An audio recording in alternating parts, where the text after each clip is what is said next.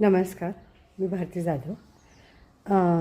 मला तुम्हाला एक सांगायचं आहे की जसं आमच्यावर असे आरोप केले जातात की आम्ही अर्बन नक्षलवाद वगैरे आहे, तर तुम्ही ठरवा आम्ही कोण आहोत ते.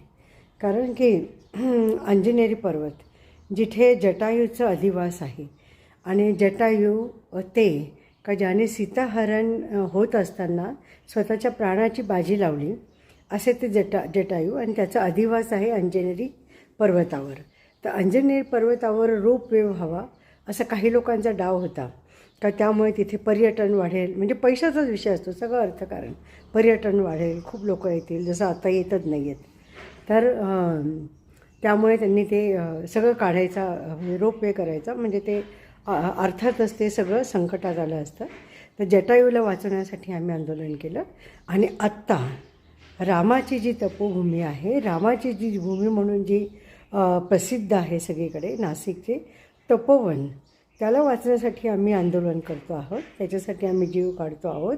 त्यासाठी आमच्यावर वेगवेगळे आरोप लावले जातात, फंडिंग कुठून येतं वगैरे वगैरे. अरे तुम्ही आपल्या मनापासून जर तुम्ही तुमच्या देशावर, तुमच्या देवावर, तुमच्या गावावर प्रेम करत असेल तर त्याला फंडिंगची गरज नसते.